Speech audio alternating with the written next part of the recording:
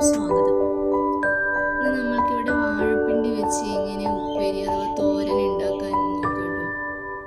അതിനുവേണ്ടി ഞാനത് 2 കഷ്ണം വാഴപ്പിണ്ടി എടുത്തിട്ടുണ്ട്. നമ്മൾ ബനാന സ്റ്റെം എന്ന് പറയുന്നത് കേട്ടോ. പലരുടെ നാട്ടിലും പല രീതിയിലാണ് പറയുന്നത്. നിങ്ങളുടെ നാട്ടിൽ എന്താ പറയണത് എന്ന് കമൻറ്റ് ചെയ്യണേ. ഞാനതിൻ്റെ പോളയും അതിൻ്റെ കട്ടിയുള്ള ഭാഗവും ഇങ്ങനെ പീൽ ചെയ്തെടുക്കുന്നുണ്ട് കേട്ടോ. അതിന് ശേഷം ചെറുതായി സ്ക്വയർ രൂപത്തിൽ ഇങ്ങനെ ചെറുതായിട്ട് അരിഞ്ഞെടുക്കണം. എല്ലാവരും ഇതിനെ റൗണ്ട് ചെയ്ത് കട്ട് ചെയ്ത് അതിൻ്റെ നാരൊക്കെ വലിച്ചെടുക്കണം കാണും. അങ്ങനെയൊന്നും ചെയ്യേണ്ട ആവശ്യമില്ല. ഇങ്ങനെ ചെയ്തിട്ടില്ലെങ്കിൽ ഇതുപോലെ ഒന്ന് ട്രൈ ചെയ്ത് നോക്കണേ. ഇതെല്ലാം നന്നായി അരിഞ്ഞ് അതിനുശേഷം നമ്മളുടെ കയ്യിലിട്ടിട്ട് ഇങ്ങനെ തിരുമ്മിയെടുക്കുമ്പോൾ അതിൽ നിന്ന് കഷ്ണങ്ങളൊക്കെ നേരെ താഴേക്ക് ചാടും. അതിൽ നൂല് മാത്രം നമ്മളെ കയ്യിൽ കിടക്കും. ഇതേപോലെ ഉണ്ടാവും കേട്ടോ. അങ്ങനെ ഇതെല്ലാം ഒന്ന് അങ്ങനെ മുഴുവനായിട്ട് തിരുമ്മി എടുത്തിട്ടുണ്ട്. ഇതിൻ്റെ നൂലെല്ലാം വേർതിരിച്ച് മാറ്റിയെടുത്തിട്ടുണ്ട് കേട്ടോ. പിന്നെ എല്ലാ നൂലും ആരും കളയണം എന്നില്ല. കാരണം നമ്മളിത് കഴിക്കുന്നത് ഫൈബർ കണ്ടൻറ്റ് കൂടുതലുള്ളത് കൊണ്ടാണല്ലോ. കഴുകി നമുക്ക് മാറ്റി വയ്ക്കാം കേട്ടോ. ഇനി ഫ്ലെയിം ഓൺ ചെയ്ത് ഒരു പാൻ അടുപ്പത്ത് വെച്ച് അതിൽ 2 ടീസ്പൂൺ വെളിച്ചെണ്ണ ചേർത്ത് കൊടുക്കുക. വെളിച്ചെണ്ണയിൽ തന്നെ ഉണ്ടാക്കണം കേട്ടോ, എങ്കിലേ അതിൻ്റെ നാടൻ ടേസ്റ്റ് കിട്ടുള്ളൂ. വെളിച്ചെണ്ണ ചൂടായി വരുമ്പോൾ 1 ടീസ്പൂൺ കടുകും 2 തണ്ട് കറിവേപ്പില ഇട്ട് പൊട്ടിച്ചെടുക്കണം. ഇനി ഇതിലേക്ക് ഞാൻ സ്പെഷ്യലായിട്ട് 2 ഇൻഗ്രീഡിയൻസ് ചേർക്കുന്നുണ്ട്. അത് ഒന്ന് ചെറുപയർ പരിപ്പും 2 നമ്മൾ ചോറ് വയ്ക്കുന്ന അരിയുമാണ്. ഇത് രണ്ടും കൂടെ ഒന്നിട്ട് അതിന് നിറം മാറുന്ന വരെ ഒന്ന് ഇളക്കി കൊടുക്കാം.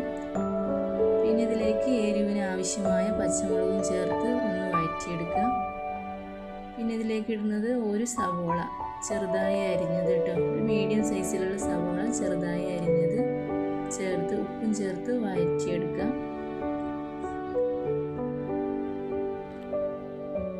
സവോള ഒന്ന് വഴന്ന് വരുമ്പോൾ അതിലേക്ക് 1 ടീസ്പൂൺ 1/4 ടീസ്പൂൺ മഞ്ഞൾപ്പൊടിയും ചേർത്ത് ഒന്ന് വഴറ്റിയെടുക്കണം.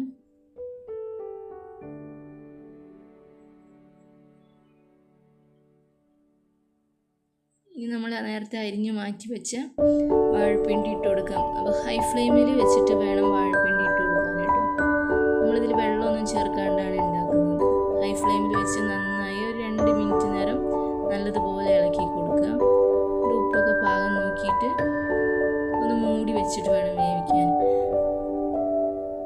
2-3 പ്രാവശ്യം തുറന്ന് ഇളക്കി കൊടുക്കണം കേട്ടോ.